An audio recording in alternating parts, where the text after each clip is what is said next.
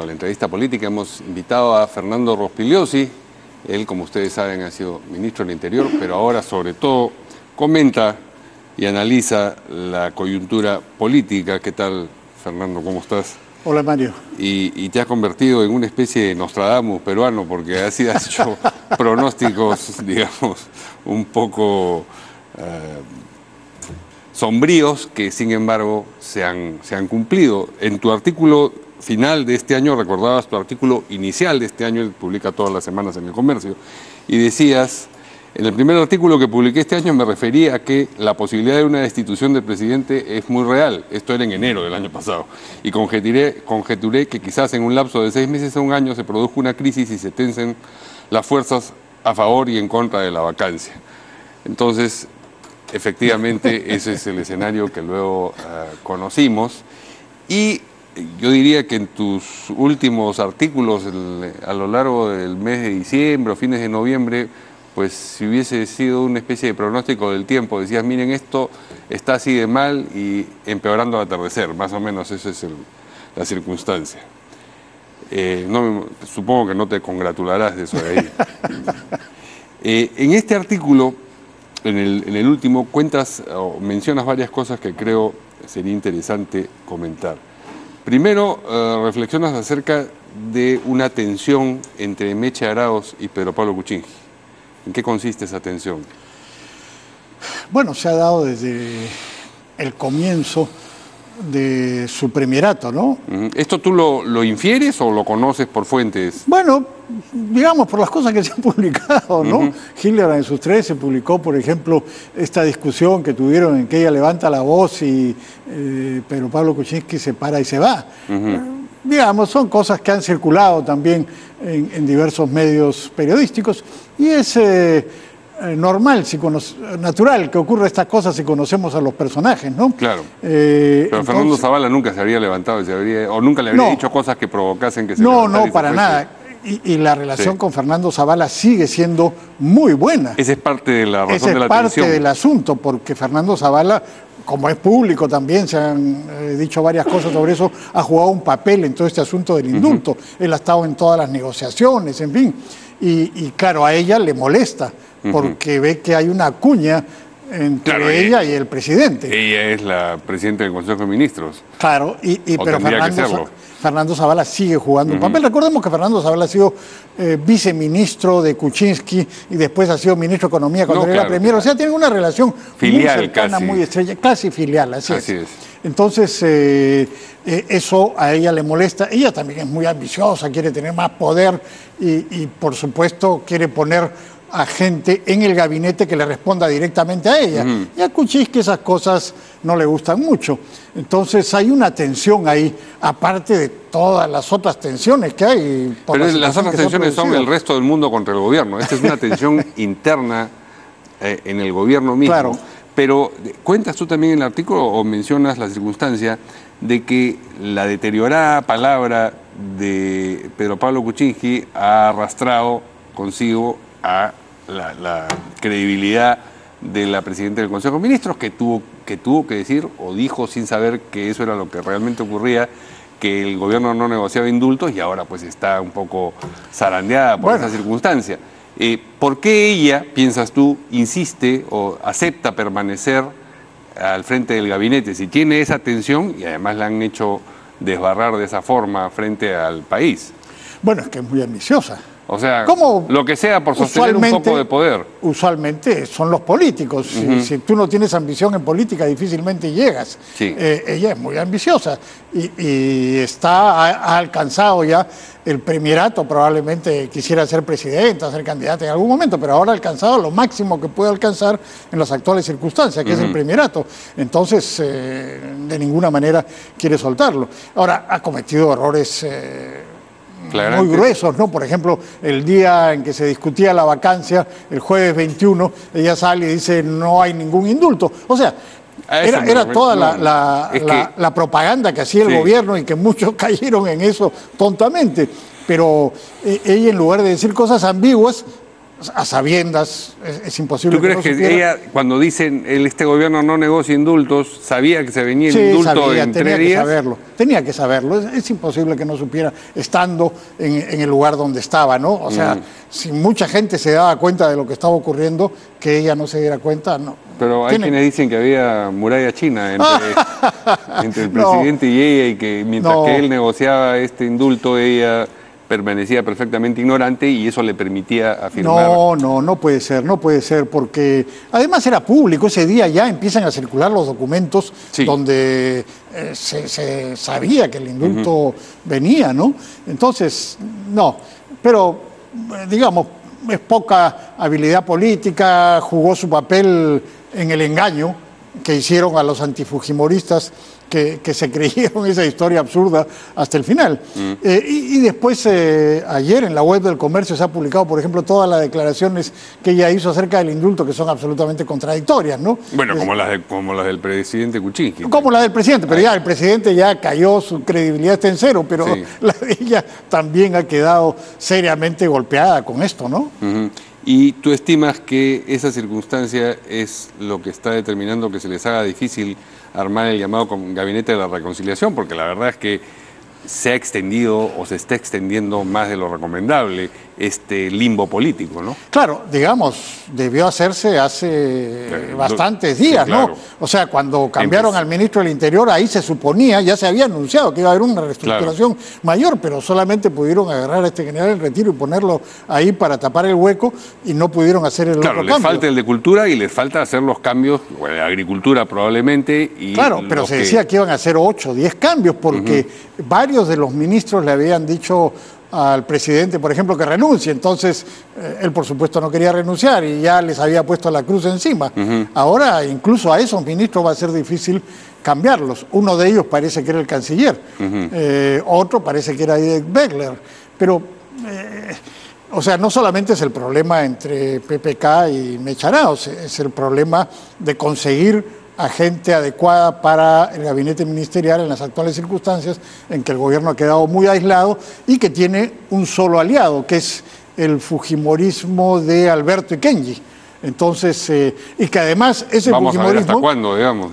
Claro, bueno, eso es temporal, ¿cierto? Sí. Pero además ese fujimorismo tiene que tener también ciertos límites, porque si se comprometen directamente con un gobierno que está desacreditado, bueno, pues no le va a ir muy bien en su futuro, ¿no? Sobre todo el de Kenji.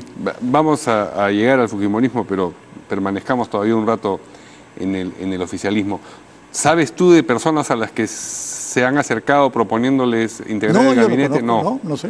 Solamente interpretas la demora como una manifestación de las pocas ganas que tiene la gente, pero siempre hay personas a las que, claro, pero... a las que se apuntan, pero claro, ya el lujo va deteriorándose. No va a ser un gabinete de lujo, sin ninguna duda. Pero me parece que esa podría ser una ventaja, ¿no?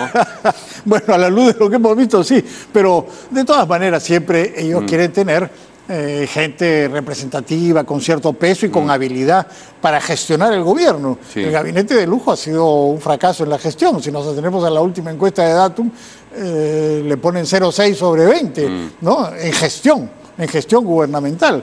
Entonces, si su gestión no mejora, la situación del gobierno va a ser cada vez más precaria, ¿no? Ahora, volviendo a Mecha Arauz, algún peso específico ha de tener, porque la salida de Máximo San Román evidentemente es producto Así es. de esa puja, ¿no? Claro, bueno, obviamente entre el premier y un consejero, pero además no es fácil cambiar de premier ahora. Porque tendría... Así es, o sea, primero tiene que conseguir un premier adecuado, pero segundo, obtener tiene el que voto de tener confianza. el voto del Congreso, cosa que es complicada. Porque... Pero claro, si no lo obtiene, es segunda confianza negada, puede llamar a elecciones parlamentarias. O sea, pero lo eso que no pasa quiere, es que eso no quiere hacerlo. Continuar con una tormenta... Eso no quiere hacerlo Pedro Pablo Kuczynski, a él no le gusta el conflicto, menos aún le gustarían elecciones en esta parte de su mandato. No, o sea, no es fácil, no, o sea, si pudiera, yo creo que se podría deshacer de ella, pero no puede, es muy difícil en estas circunstancias, así que tienen que convivir. Tienen que apechugar con una presidente del Consejo de Ministros cuya credibilidad está mellada. Claro, y cuyas relaciones con el presidente no son las mejores. Entonces, bueno, pero ese es uno de los tantos problemas que tiene ahora el gobierno. ¿Qué te parece, ya que estamos en el gabinete mínimamente cambiado, el nuevo titular del Interior? Bueno, creo que no han tenido muchas opciones para escoger, creo que ha sido más o menos algo de emergencia, ¿no? Sí. Un policía que ha sido director durante 2 años, en fin. Vamos a ver, dices tú, ¿o qué? Sí, tiene experiencia, en fin, yo creo que habrá que ver qué cosa es lo que hace. Supongo que va a seguir con las cosas que se han venido haciendo. Más o menos vamos a tener más de lo mismo, creo, me parece. Ok, pasemos entonces a la orilla del fujimorismo o los fujimorismos. Los fujimorismos, sin ninguna duda, ¿no? Ha surgido un nuevo polo de poder. ¿Te parece que ya está bien delimitado, dentro de esos dos fujimorismos, está bien delimitada la frontera? No, ¿O todavía hay espaldas mojadas que están pasándose de un lado al otro? No, todo el mundo está ahí mirando a ver por dónde se pueden acomodar, ¿no? No está claras las cosas. Claro que hay algunos que ya no pueden abandonar sus respectivos barcos, pero esos son los menos. Hay otros que pueden cambiar de bando con relativa facilidad. ¿Y es eso lo que puede estar ocurriendo en estos días enmascarados, digamos, en los que ocurren otras cosas? Claro, yo creo que hay que esperar las definiciones ahí porque de eso va a depender un poco cómo se va a manejar la política en el futuro. De hecho, siguen siendo la mayoría en el Congreso, ¿no? Y eso es importante.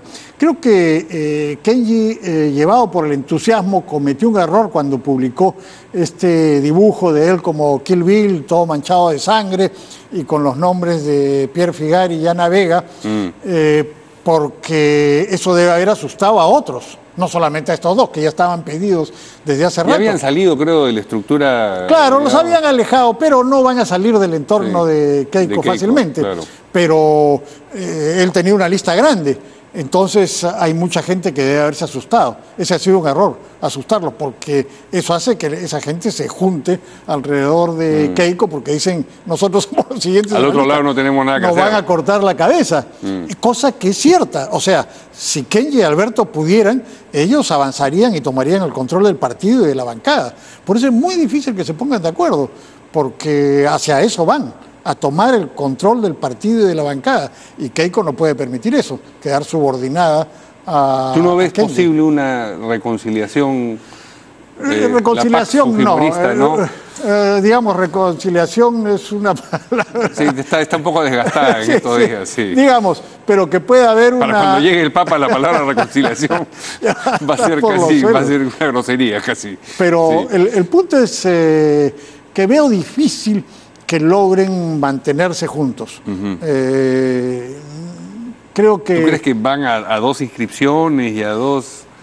Podría ir a eso, ¿no? A menos pues que Alberto logre imponerse, cosa que tampoco es fácil. Él no puede actuar públicamente porque supuestamente su indulto es por razones médicas, entonces no puede exhibirse demasiado. Claro que va a hacer su trabajo, pero tiene límites. Y los keikistas, por lo menos el círculo más cercano, íntimo, tiene que resistir porque si no los arrasan. Y Keiko se la está jugando. Ella perdería el control del fujimorismo. Pero, digamos, hasta Salaverry y Becerril han hecho gestos, han hecho venias de saludo. No, claro, tienen que hacerlo porque además Alberto Fujimori es pues el fundador. Ellos están ahí gracias finalmente. Claro, pero una cosa es lo que se decía cuando está todavía en el Fondo de Barbadillo y otra cosa es cuando está afuera. Claro. Esto se lo han encarado, por ejemplo, bienvenidos, los que estuvieron del otro lado desde el principio comienzan a decir, oye, no te me acolleres, ¿no? Claro, pero digamos, todos de cara a la opinión pública tienen que rendirle pleitesía a Alberto, pero hacia adentro la cosa es distinta. Ya lo han dicho antes y seguramente lo siguen pensando ahora, que Alberto ya pasó de moda, que ya no es el líder. Lo dijeron antes, ahora no lo van a decir, pero, y recordemos, en la encuesta que publica El Comercio, la encuesta de Ipsos, ahora Kenji tiene más popularidad que Keiko en el conjunto de la población, pero hay otra dentro de los fujimoristas, los que votaron por Keiko en la segunda vuelta del año pasado, o del anteaño pasado ahora, Keiko sigue siendo Claro, mayoritaria sobre Alberto y sobre Kenji. Ya, pero las elecciones son solamente entre los fujimoristas. Claro, no, pero entre los fujimoristas se decide quién es el líder del fujimorismo. Ah, bueno. Entonces ahí está la cosa, entre ¿no? los miembros de Fuerza Popular, digamos, los fujimoristas son un universo, digamos, difuso y...